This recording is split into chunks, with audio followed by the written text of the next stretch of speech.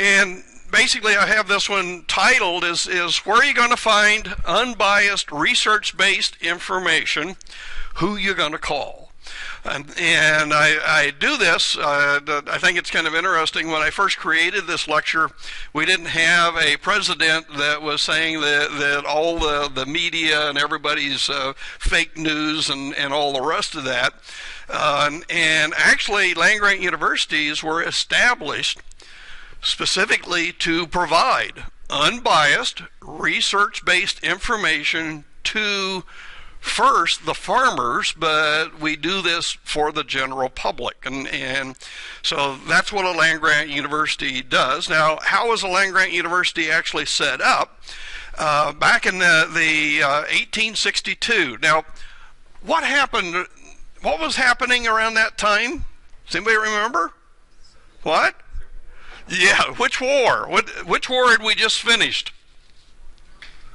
We had just finished the Civil War. And I find it kind of interesting that, and by the way, we had a Republican Congress and Senate at that time, and I find it really interesting that these conservative Republicans basically said we need to develop what we call these land-grant universities, because we're seeing the rest of the world undergoing an industrial revolution. They're undergoing an agricultural revolution, and if we don't get our act together, we're going to be left behind. And my God, how forethoughtful these people were to think about, let's do something that will put us ahead of everybody else. So basically what they did is they developed the land-grant colleges or universities. The way that they did this is that every state in the Union would have a land-grant university. At that time they were colleges, but eventually they became universities. What would be the goal of these? The goal of these would be, as you can see here, to teach agriculture. We wanted to have the best food production and fiber production and lumber production in the world. To do that, you need good agriculture. And look what else they were teaching. Military tactics. That's still here at The Ohio State University. How many of you have seen it? What is it? Yeah, the ROTC, absolutely. Now, I find it interesting when I went to the University of Oklahoma, even though it wasn't a land-grant university, they also had an ROTC, and back at that time, every male had to take ROTC. You couldn't get out of it unless you had, I guess, maybe a heel spur or something like that. But if you were in some sort of a normal male, you took ROTC, and actually they had just started some women's ROTC also. So we still have that. Most of the land-grant universities still have an ROTC. And we wanted to become top in mechanical arts. Now, what are they talking about in mechanical arts here? Engineering. We're talking about engineering here. And we needed to make the equipment, the machinery, the things that are needed in manufacturing. And so those mechanical arts were in there. Oh, and by the way, we still have this today. Why are most of you in here today? Because this is a GE course, and you have to fulfill some of those things to learn, some of the classical studies and toward to aim this liberal, practical education. You need to know something about science, and you need to know something about literature and history and so forth. So those are all included, but the foundations of land-grant universities are agriculture, that military science, and engineering.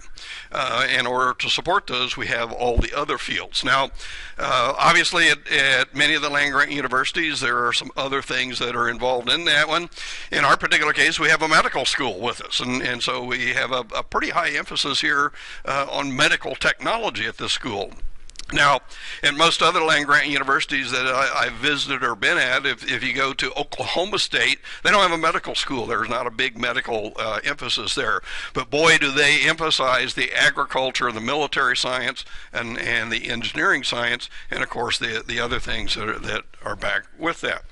Now, I find it kind of interesting that the Kansas State University was actually the first designated under the Act, but we had other universities that had been established at that time. Michigan State, Penn State were designated as land-grant universities, and they had been established actually before the Morrill Act, but this was basically a federal government funding to make sure that every state had some sort of a land-grant university.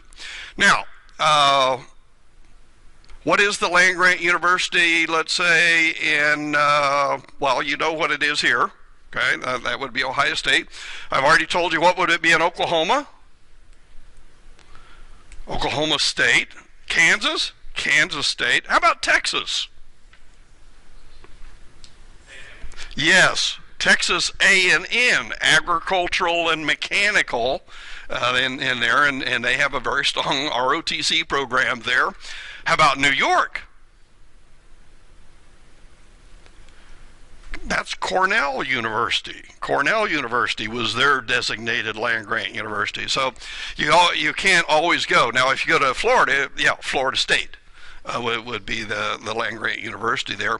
I also want to point out that there were also, later on, there were some designated 1890 black colleges, which are also in the land-grant institution, but I have to admit, they got very poor funding, and it's only until about a decade ago that our government, with the recognition that black people have worth also in our society, that we began to provide more support to those. And as a matter of fact, the traditional black college here in Ohio now receives part of the extension funding that we used to receive. And they're starting to do outreach and extension activities also. Now, these colleges were set up basically to do research and to teach. But the problem with doing research is that the scientists that do the research talk among themselves and write a publication that ends up in a scientific journal. So how is the farmer supposed to benefit from that? How is the average person supposed to benefit from that information? Well, they have to know how to go to a library and dig something out of a technical research article or bulletin, and nobody's going to do that. I suspect many of you have not actually gone in and looked at the scientific literature, but there's a tremendous amount of scientific literature that is generated by the scientists that are located at land-grant universities. So I find it interesting that in 1887, again, the federal government, both the Congress and the Senate, said, we've invested in these land-grant universities, and that seems to be going fine. We've got good research going on, and we're generating graduates out of those that go and do some important things for us. But the average person, the average taxpayer in this system is not benefiting. And the reason why they're not benefiting is that we don't believe that they're getting the information that's being generated at these land-grant universities. And so there was another act passed, and it's called the Hatch Act. And basically what this Hatch Act did is that it established experimental stations in all the governments, and in this case, or all the states, and in this case, these are supposed to do basically really applied work in agriculture, and they were supposed to, the federal or the state was supposed to match these. And where is our experiment station?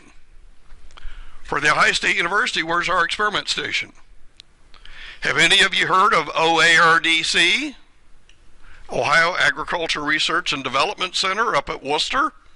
That is our agricultural research center. And at one time, it was kind of interesting that those were really very separate kind of institutions. And over the last 2 decades, we've had a dean that has melded those. And so when I was a faculty member here, I actually had an OERDC appointment. Even though I was based here in Columbus, I had that research appointment.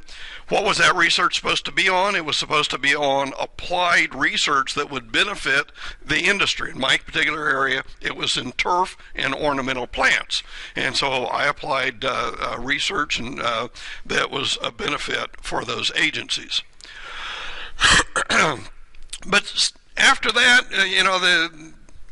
we got the heads turned around and said you need to do, it's great to do that basic research, but you need to be doing some applied research, and so that was fine, but we still were missing the link of distributing that information. And so it wasn't until 1914 that the Smith-Lever Act was passed, and what that did is established what we call the Cooperative Extension Service.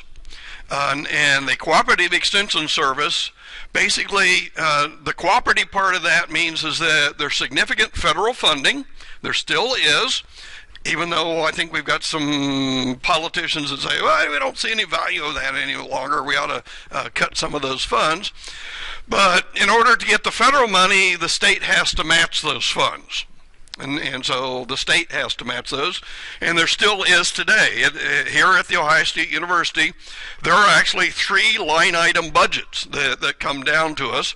There's what they call the general funds. Those are the ones that are for the general classrooms and teaching in here. But then there's a building fund that builds the infrastructure here. But there's also a Smith-Lever fund. And that funds the OERDC researchers and the Cooperative Extension Service, those people that are in the county offices. Now, also in this, you mentioned that there's should be local matching funds, and generally in the past that's been county-based. And so most of those funds were the county would say, we'll build an office for the extension service and we'll pay for the secretary and the electricity and the phones and so forth, but the federal and state will have to pay primarily most of the salaries for those. Now, how is this operated? Well, basically the county extension office, which still is maintained here in Ohio. So how many county extension offices should there be in Ohio?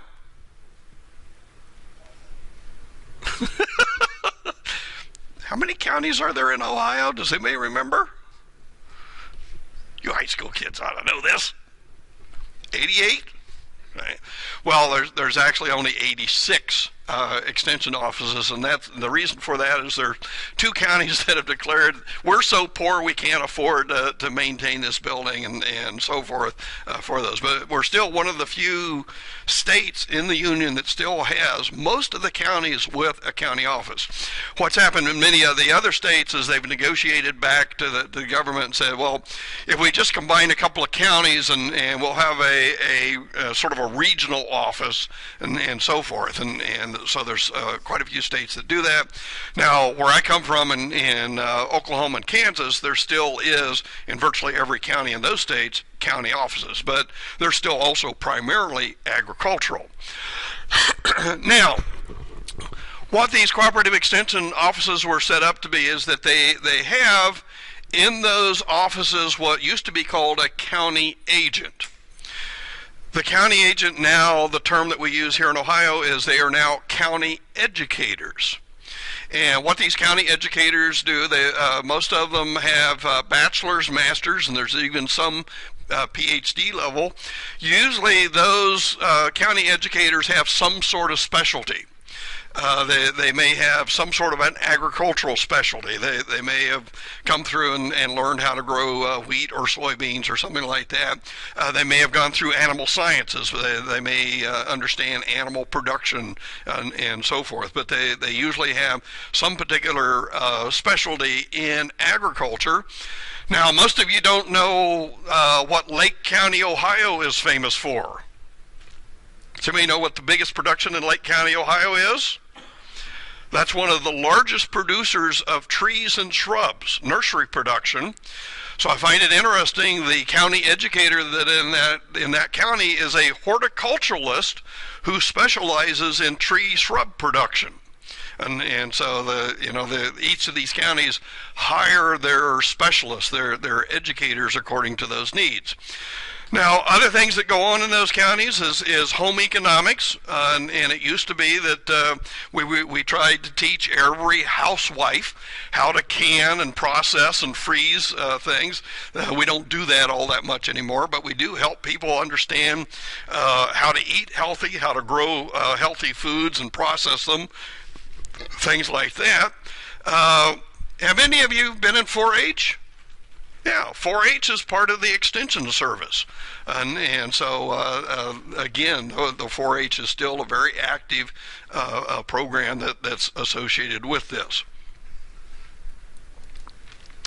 Now, let me go back a little bit to that organization. What I want to, and to me this is really important, and the reason why it's important is that, let's say that you decide that you want to grow some vegetables in your backyard, but you've never done that. Who are you going to call? Well, you go to the internet, okay, but I'm here to tell you there's a whole bunch of stuff on the internet that's probably not going to help you all that much. But what you should do is call the county office and say, do you have a program there of teaching beginning gardeners? And most of the county programs do. They have a Master Gardener program where they've taught other people how to garden, and those people, in order to fulfill their obligation of being taught, have to teach even more people how to garden and how to grow things, how to manage bees if you want to do that, how to have a pollinator garden, and so forth. Now, just like I consider county educators as being kind of the equivalent of a registered nurse. They can give you information, they can give you advice, they can help you quite a bit, but eventually what you're going to need is you're going to need to visit a doctor. And why would you need to visit a doctor? The doctor's going to have a higher level of information. And so within this system, there's a group of what we call state specialists. Now, when I was at the university, I was a state specialist in tree and shrub and turfgrass insects. That was my specialty. And so anytime that let's say a lawn care company called up the county agent in the county and said, we need some help out here, we're encountering these insects that are eating the turf up, we can't figure out what they are. If the county educator couldn't answer that, they would call me and say, hey, Dave, here's some pictures of these critters. We'll send you some samples of them. Can you help this person out? And so I would be that specialist. I really look at this no different than our medical community, because you know, virtually all of you, if you have health insurance, have your general practitioner, your general physician. But typically you visit your general physician and they say, well, it's more than strep throat, it's more than a cold, I need to send you to a specialist for something. And so that's kind of the way the system is done, is that if the county educator can't answer it, they send that the need for that information up to a state specialist. Now, also associated at the federal level are federal specialists. And what do these federal specialists do? Typically, if we find new invasive insects, things like the emerald ash borer, there are federal specialists that got involved in those, and it's kind of interesting. These federal specialists, they are looking at new diseases that might be brought in for livestock. They're looking for new things that may attack our crops and so forth. So at a federal level, they take a bigger view of what's going on. As a state specialist, I take a look at mainly what's going on in my state, but I do try to keep aware of what's going on elsewhere. So I want you to be aware of this, because if you do call the county office and it appears that the person that you're talking to may not know what you think they should know, ask. say, hey, do you have a state specialist in this particular area? Can I contact that state specialist and see if I could get a little more information than what I'm seeing? Okay, everybody got that? So that's what a land-grant university used to be. It was primarily a place to do research, both basic research, applied research, and disseminate that information out through the public through this cooperative extension program.